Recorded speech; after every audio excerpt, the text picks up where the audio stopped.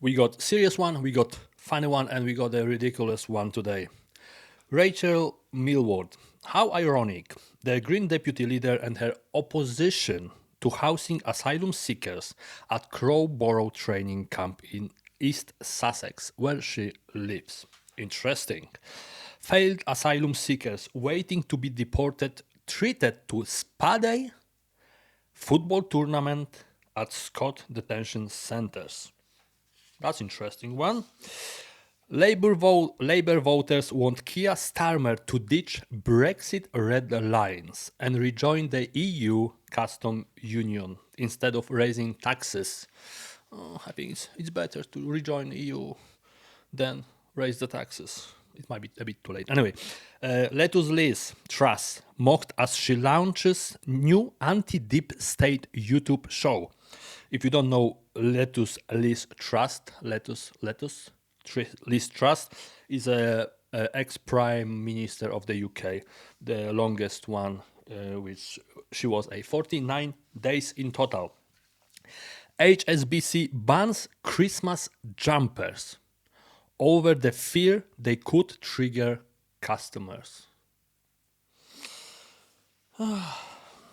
And and the funny one, Tesco lock up 1.75 Cadbury chocolate bars in security boxes. We are in this stage in the UK where we have to close the chocolate bars behind the bars. Anyway, let's start with the first one. Rachel Millward, the Green deputy leader, and her opposition to housing asylum seekers at Crowborough training camp in East Sussex. That is interesting one and a sad one, because how freaking ironic it is that the leader of the government party, who is really pro migration, is actually against housing illegal migrant in her hometown. Anyway, the Home Office proposed using the military site in Crowborough to temporarily accommodate around 600 asylum seekers, primarily lone adult males. The council anonymously voted against the proposed conversion of the camp. Housing hundreds of men in an army camp on the edge of a small rural town was not the right thing to do, citing concerns for community well-being and the welfare of asylum seeker fleeing trauma.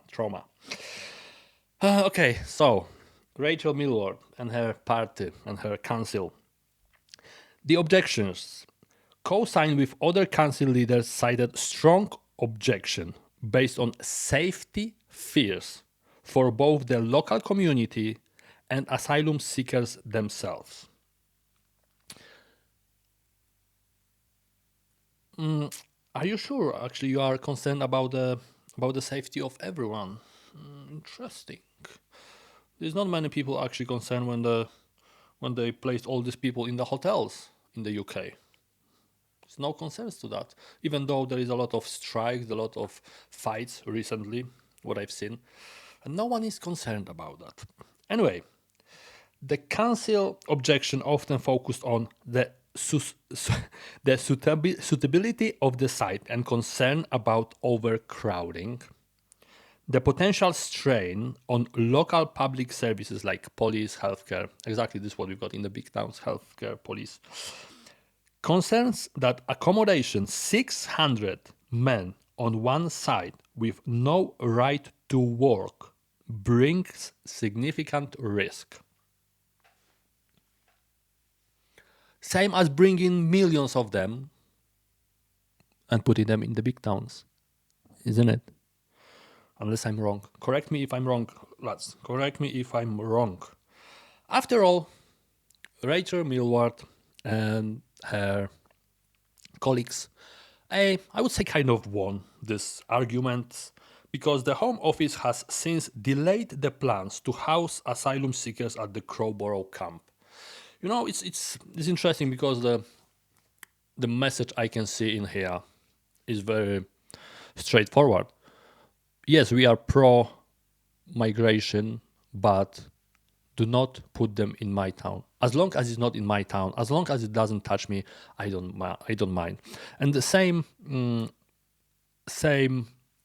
I can see with like in the big towns, for example, homelessness.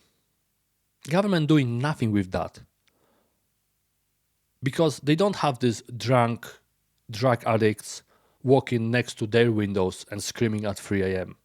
That's why they don't give a hell about that. Like, how ironic. Plus, when it comes to income, why they don't care about people who earn minimum income, minimum wage? They cannot survive from month to month. They have to they have to get second job, or they have to start making extra money on side somehow because they cannot pay bills. Why they do not care about that? Why? And the answer is very simple. Because they don't have this problem. They don't. Anyway, let's go to the next topic because it's an interesting one as well.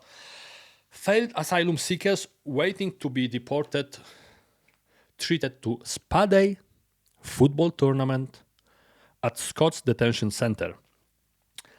Says report after an announced inspection on Dungavel House, Immigration's Removal Center by HM Inspectorate of Prisons. So it seems like it was an unannounced visit to the one of the places where they keep illegal migrants who weren't accepted. That's how I understand that. They weren't accepted and they will be deported. It's an interesting one because when I look at it, an inspection of Dungavel House in Lancashire, am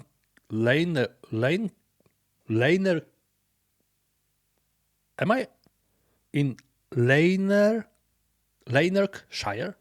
Please tell me how I'm supposed to pronounce that because I have no idea. I speak now London.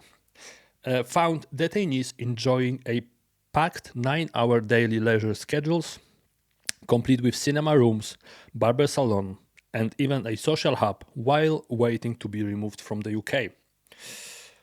The report said that staff at the center, which holds around 150 detainees, around 135 men and 12 women, were proactive in supporting detainees in planned activities. The report stated that all detainees were handed a basic mobile phone when they arrived and a £5 in credit, and that officers texted them details of the activities for the day. So we got spa day for the female detainees and a 5-a-side football tournament for a man, cinema rooms, bingo nights, and card games. Unfortunately, it doesn't look that beautiful as the report said up to this point, because I am very sad to hear that the report said also that the small dedicated women's unit was pleasant, but bedrooms were less inviting. The women had limited access to female clothing, and most items provided were unisex. Please, British government, I think we can do better. I believe we can do better with that. I'm pretty sure next time we will talk about it in the government and we can do something with that. Right? Right, folks? Am I correct? Please tell me if I'm correct. Another interesting one. Labour voters want Keir Starmer to ditch Brexit red lines and rejoin the EU custom union instead of raising taxes. 2/3 of 2024 Labour voters would rather Sir Keir Starmer abandon his Brexit red lines and join a custom union with European Union than raise taxes on working people. New polling has revealed. That's an interesting one. I'm not sure if it's not too late now. And you know what? What is interesting? What Keir Starmer said about it. Because No, people voted. UK left EU, and the emotion about that were frankly mixed. Some people were happy, some people weren't, but still, the majority of people want to leave the EU, right? Until they realized now we are on our own. Overall, just over half of UK adults said they would rather the government join a custom union with EU than raise taxes. Just one of five said the opposite. Interesting. Interesting because can we do that? Can we actually go back now and just rejoin? I guess they don't mean to rejoin the whole EU, but they want to rejoin part of union custom just to bring some money in, because analysis seen by the Independent revealed that Brexit is costing the UK up to 90 billion a year in lost tax revenue, and they want to raise 26 billion this year from the people in the UK. So, giving a speech at the Lady Mayor banquet in central London on Monday night, he said, "The Brexit vote was fair, democratic expression, and I will always respect that. But how it was sold and delivered was wrong." That's what Keir Starmer said. Wild promises were made to the British people and not fulfilled. We are still dealing with consequences today in our economics. Can you see the same message in this last text? Wild promises were made to the British people and not fulfilled. We are still dealing with the consequences today in our economy. Do you see the same message what I see? It's not us. Now we're just fixing it. We are the good ones. The bad ones just done mistakes. Now we're fixing it.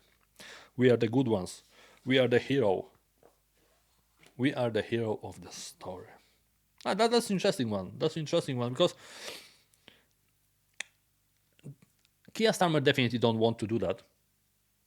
I'm not sure if it's ego or I don't know. I don't know what is that.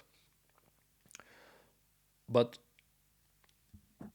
I'm just interested what the future will show us, because it's gonna be very interesting to see if actually UK government will try to rejoin EU custom union or EU union custom. All right. Liz Truss mocked as she launches new anti-deep state YouTube show. Liz Truss has launched an online show to tackle the deep state she claimed conspired to move her out of power, but viewers aren't happy. If you don't know who Liz Truss is, she's an ex-prime minister of the UK who had the shortest period as a prime minister, 49 days. It wasn't really long. But anyway, so she announced that she will be opening a new channel that she will explain all situation from the UK government, what is going on,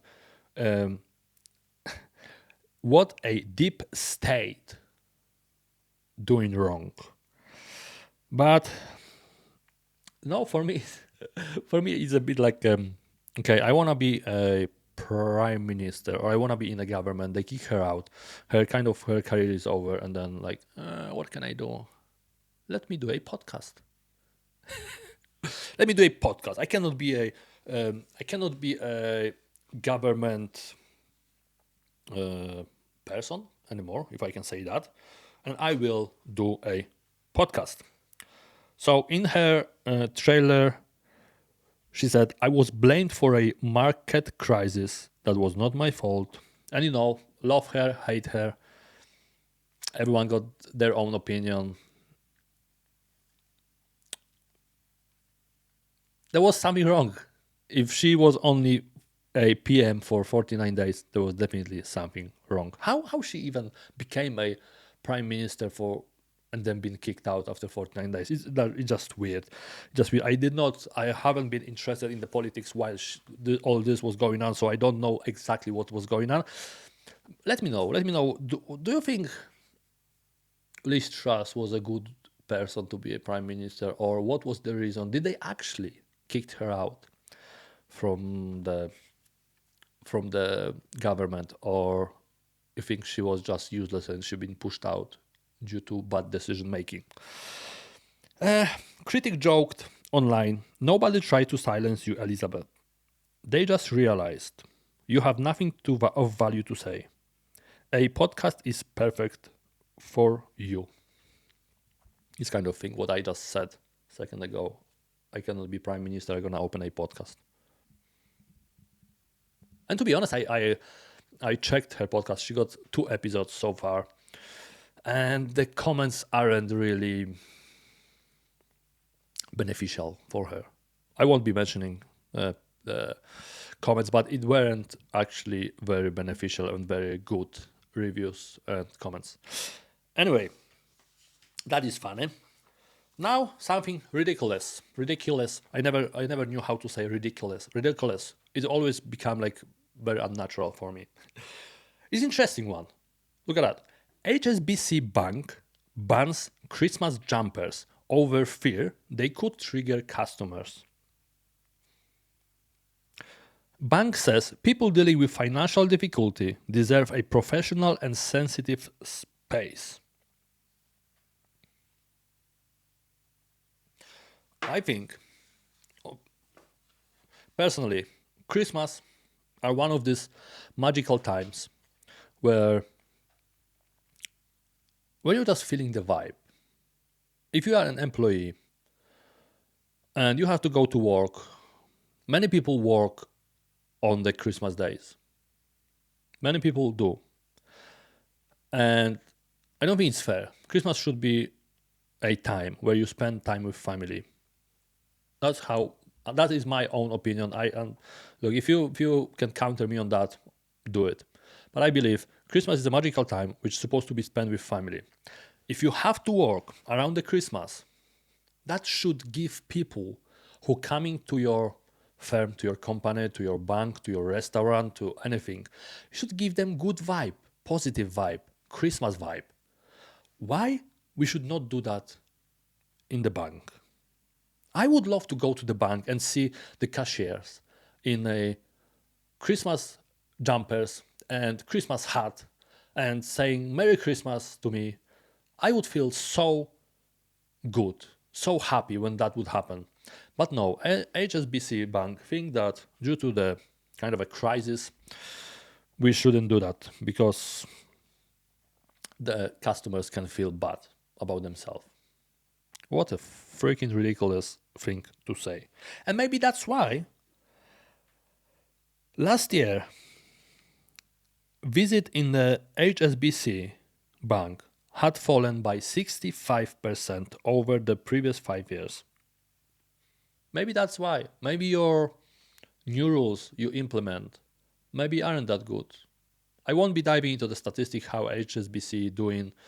Are they going well or bad on the market? I don't care. What I care is why you say to people, to your employees, you cannot wear this one, you cannot wear that one. What is the point? Let them feel comfortable. Let them feel comfortable. I do not care if I'm gonna go to the bank and someone will wear. For me, they don't even need to wear suits. Like, okay, I'm just a basic guy, okay? I'm just a simple man. If I go to the bank, obviously I don't want the guy in the trainers and shorts, okay? That's unprofessional from their end. That might be a bit unprofessional, okay? But as long as they're wearing kind of a nice, clean clothes, appropriate to their position, I don't care. For me, they can wear jumpers, especially in these festive seasons. Give people good vibes. It would give you more benefits than negatives. I don't know. It just this topic is just weird for me. I don't understand that why they would do that. We got. Do you think HSBC topic was weird? Wait for this one. Tesco locks up Cadbury chocolate bars in the security boxes. The value of the chocolate is 1.75. That's what they selling the chocolate for. £1.75, and they have to lock it in the security boxes. The that's interesting. What was interesting, I don't know where this article coming from, but the sub topic was the cost of living crisis has seen a steep increase in shoplifting and consequences in measures taken by supermarkets giants to guard goods from being nicked. Do you think this these chocolates, and all this stuff being stolen by the fathers who want a chocolate for the kids, all this stuff is being nicked by all the thieves, all the scumbags who go into the shop clearly to steal shit and sell it for drugs. It's not due to the crisis, cost of living crisis. It's not that. It's clearly because UK government doing nothing about it, nothing against it. So people just walking around, and we got a pandemic on that in the UK. It's really bad, and I realized that when I first time walked into the Sainsbury and I seen a Red Bull cans had this protective cap on the top, so they cannot be stolen. And I had to grab a can, go to the till. She had to take off, like a tag with the clothes. Yes, people stealing shit. That's how it is. But come on. I know steaks had the security tax. I know the perfumes, more expensive stuff has the security tax. But we're coming to the time where even 175 Cadbury chocolate bars are in the security boxes, which is weird. And what one of the employees said about that is, the case cost more than the chocolate bar. So that's weird. Anyway, so what government decided to do? It's not over. It's not over. This topic is not over. What government decided to do is they passed a law, new crime and policing bill, that offences of shoplifting under £200 will no longer be treated as a summary only offence in a deterrent towards would-be offenders. What that means is up to now, if you stolen up to £200, it was a criminal offence. You could steal it and you can just walk out from the shop and no one gives a fuck. Excuse me, my French. But now it will change. Doesn't matter the amount, if you're stealing is a crime offense. And you might go to jail for up to 7 years. Up to 7 years imprisonment for theft with no price limit. Is that a solution, government? Is that a solution for this problem? Where or when 98.9% of the prisons are full. How do you want fit all these people in the prisons then? Because there is a pandemic of that. If you're gonna start catching these people and putting them in the prison, you don't have space for it. What is the solution for it? I was thinking about it recently, and I think the shops and security guys should have a power to defend their shops. Security in the shop is there for a reason. They've been told by the companies, don't do anything because claims can be more expensive than actually the stuff they're stealing and all that stuff. But give them an example. Catch 1, 2, 3, 4, 5, 10 guys.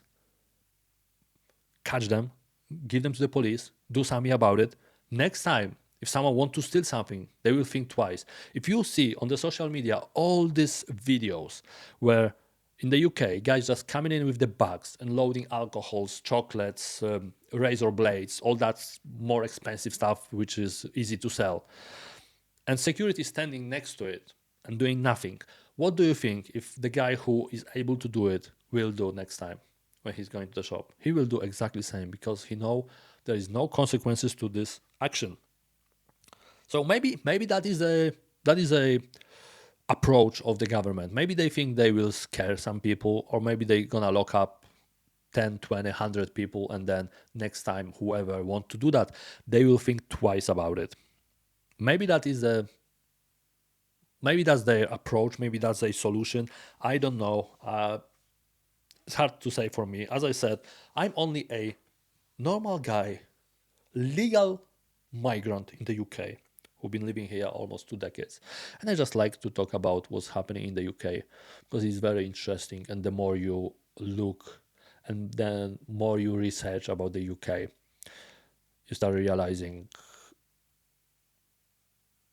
it's weird. It's weird. It's weird. It's weird what's happening. But I'm not a specialist. I'm not an economist. I'm not a government person to give you expertise on anything. I'm here to simply research and give you my perspective and find out what do you think about this, what is recently happening in the UK, because it's interesting. It's really interesting for me. Anyway, guys, I will see you very soon with more news, maybe something else. Stay safe and look after yourself. The Christmas festive time is coming. Christmas vibes are coming. So be safe and I will see you very soon.